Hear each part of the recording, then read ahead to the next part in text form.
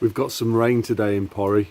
But I'm not here to talk about that. What I'm here to talk about is another one of these Marxist ideas that you were programmed into accepting at school. And I think many people, they just see the world through that Marxist programming that they experienced at school, and they don't know any of the counter arguments at all.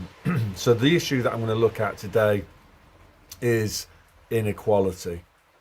So the first thing that I'm going to address is what you were actually taught.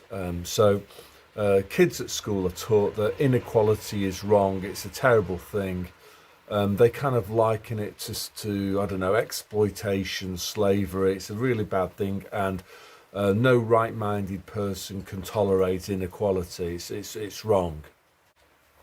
Second thing that's taught is about the issue of inequality is that to avoid it, what we need to have is an equality of outcome. So imagine you've got two brothers, and they're I don't know, 6 or 7 years old.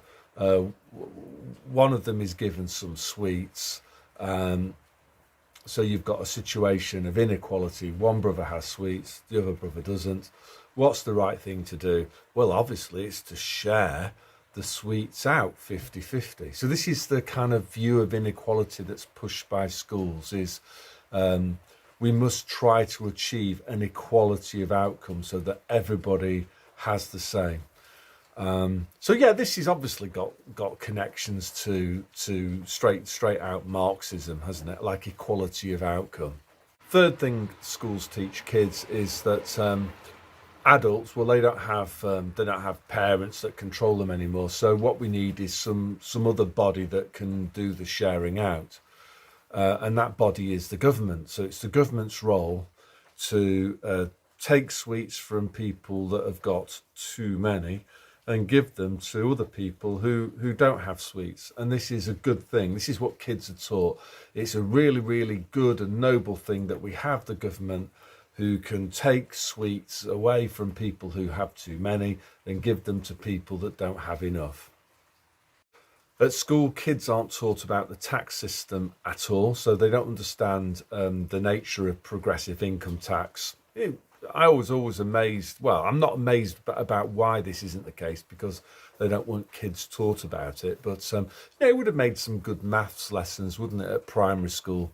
To work out how much in total somebody pays in tax, given a certain income and different tax bands. And no, but they don't do that. They'll stick to 2a plus 4b equals, just completely meaningless stuff. Of course, that's no accident. The goal is to disorientate people, make school as boring as possible, so as many people as possible switch off. Another thing that's not taught at school at all is where does the money come from anyway, that the government taxes. So the idea of wealth creation is not taught at all at school. So, like, how do people set up a business? How does somebody earn an income? Not taught at all. What is taught, though, is it's noble for the government to take money from people that have got too much and give it to other people that don't have enough. And then, again, something that's overlooked completely is who decides who has too much money, who decides who has not enough money. These are questions that are just never addressed in school. And if you have a bright kid who tries to ask questions like that, they're automatically shut down.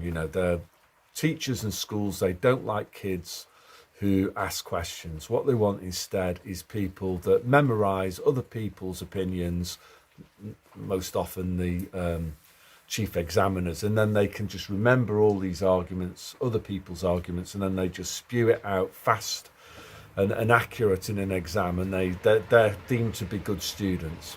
So to summarize then, kids are taught at school that inequality is a bad thing. What they're looking at is equality of outcome. It's a bad thing, and the government needs to step in and treat people differently in order to make them equal. So that's going to need some unpacking for people this is where I'm going to be hitting up against people's Marxist programming. You know, people, even viewers of this channel, this will be so ingrained in them. They're gonna find this quite difficult to understand. So let's unpack this idea of the state treating people unequally in order to make them equal, because there's also kind of a paradox here, you know, because schools also push the idea that the government is fair and we live in a democracy and everybody's vote is equal, and this fairness in that regard too. But the reality is that there isn't. We live in countries where the state does treat people unequally. So some people, they don't pay any income tax at all. Other people pay a much higher average rate of tax. That is an example of the state treating people unequally. You know, you can earn some money. Some people don't pay tax, other people do. Some people might get a payment on top of their wage called the tax credit, which is what happens in Britain. Some people have their incomes topped up, their wages topped up with this extra benefit called the tax credit. Some people are entitled to council housing. So, for example, you might have people that are coming over on rubber dinghies. They're entitled to stay in 4-star hotels at the taxpayer's expense. Other people, they have to finance that expenditure on the hotel for the boat people. So we live in societies where the state is treating people unequally in order to make them equal. So when I was a teacher, the last place that I worked at, I managed to wangle my way into teaching economic awareness to the lower school kids, because for me, I was always it's just the nature of economics as a subject. It's really only taught in the sixth form. So I thought it was important to try to put these counter arguments I'm going to explain to you now, put these arguments to kids down the school, to try to at least give them another argument, a counter argument to all the Marxist programming that they were receiving every single day from the rest of the school. So what I'm going to do now is just talk about some of the counter arguments that I put forward. So the first argument was I think the best arguments are always based on asking people questions, particularly the people who've been programmed. You need to ask questions of them and to get them to think. So I would pick on two students and I would say, well, look, let's imagine that you both work in a fast food restaurant. Is it fair for both of you guys to receive the same wage? So they immediately, the programming would come out and they'd go, yeah, of course, it's really important that, that we get paid the same wage. And so I then say, well, would it be important if for men and women to be paid the same amount of money? And then, of course, you'd elicit even more programming. They would start, the school's really big on third wave feminism. So, of course, they would be on the barricades at this point. Of course it's fair, you're creating some outrage. So you'd let them go for a while and then you'd hit them with another question, which is, well, like, suppose that the bloke who was getting paid the same as you, suppose he was off sick all the time, he was constantly late, he was a rubbish worker. And you were, in contrast, you never missed a day. If you were a little bit sick, you came into work, you got the job done, you tried really hard, you went the extra mile for your boss, unlike this bloke, your co-worker, who didn't. Drum roll. Would it be fair in that situation for you to be paid the same amount as the bloke who was the rubbish co-worker? So at this point, you've broken through the programming, because the answer would come back, no, it's not fair.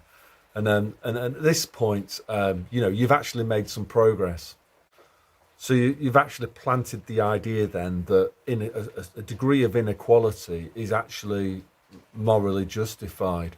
So if you've got two people, one is really clever, hardworking, generates lots of extra revenue for their boss, or maybe they've set up a business, the business is open for longer hours, They try harder. They give the customer a better service. They provide a better product. Of course, it's morally right for that person who owns the business or the employee to earn more than somebody that does a rubbish job, somebody who's lazy, unintelligent, who doesn't really give a damn about their customer. Maybe their shop's hardly open. Maybe they give lousy service. Maybe they sell a rubbish product. They're a sandwich shop or something, and they can't even be bothered to wash their hair. There's all that hairs in the sandwich. So I'd like paint these sorts of pictures to the student and say, well, like, how is it fair for them to both receive the same amount of income? So maybe after that, I would teach them about why some businesses make higher profits than others. Obviously, you've also got to tell them about the crucial role that government regulation plays, in that regulation creates barriers to entry, which creates monopolies. It's the state that creates monopolies, not the free market. The free market actually gets rid of monopolies because the free market will allow new competitors into an industry to challenge a monopolist if they start to try to charge rip-off prices or cut costs and compromise on product quality. So, at the end of the day, businesses make profits by doing a good job for their customers.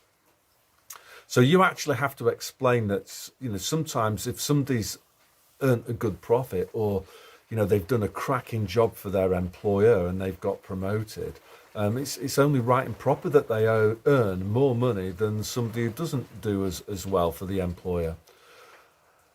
So going back to kind of the issue of the government treating people unequally in order to make them equal. For me as a Christian, the idea of taxation is completely immoral because it constitutes theft.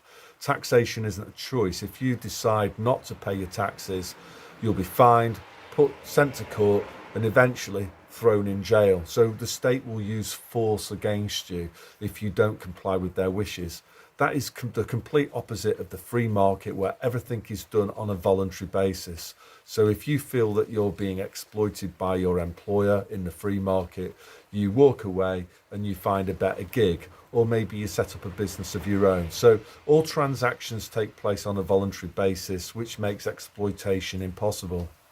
And differences in income will exist because we're all different as human beings. Some of us are more inclined towards hard work. Some of us are more self-disciplined.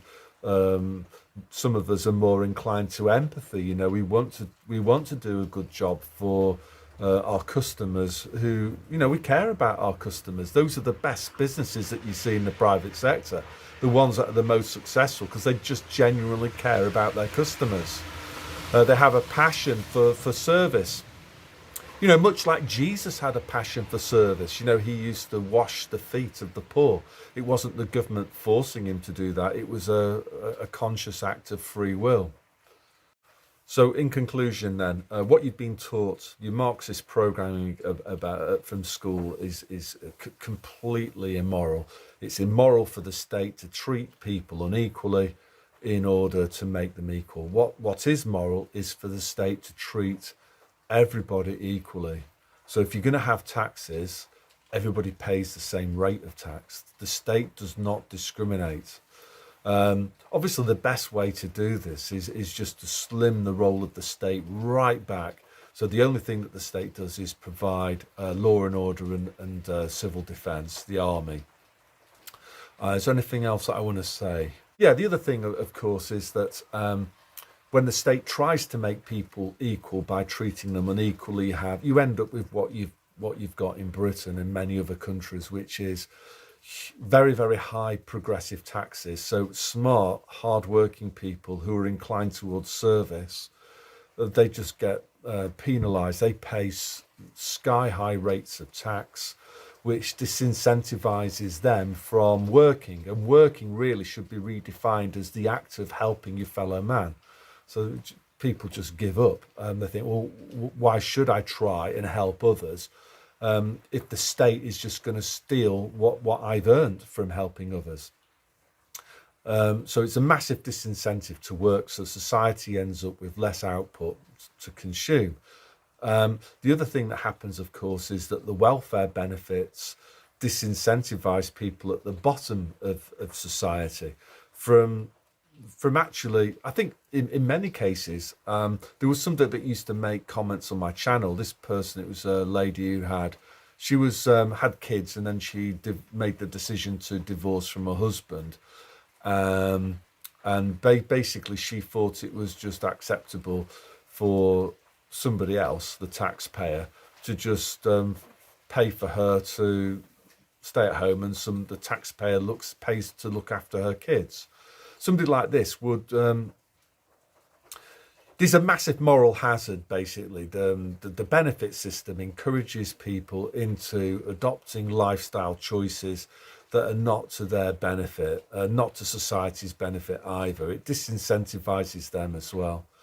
So yeah, what is the solution? The solution is to basically get rid of the sole source of inequality within society, which is the government. The government's role needs to be pushed right back.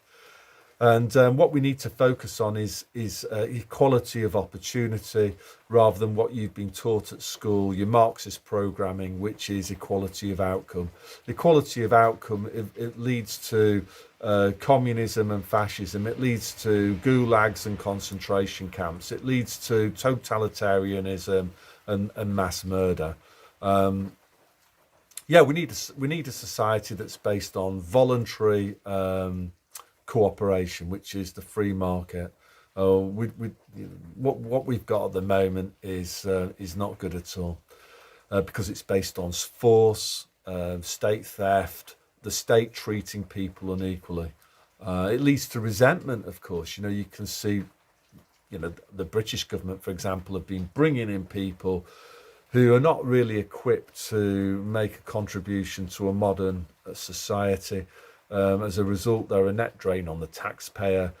So the people who are paying taxes, well, quite understandably, those people start to resent the kind of freeloaders who came to the UK to take advantage of, for them, free education, for them, free NHS. They can do part-time job in retail, have their incomes topped up with tax credits. I don't blame these people at all, because, if you were, a low IQ, uneducated goat farmer, and your IQ was 75 or something, you're struggling, why wouldn't you want to come to Britain and have everything provided for you and your lifestyle financed by somebody else? So, yeah, that's all I want to say today. Theft is wrong. It's even if the government is doing it. And, yeah, that's all I want to say today. So God bless.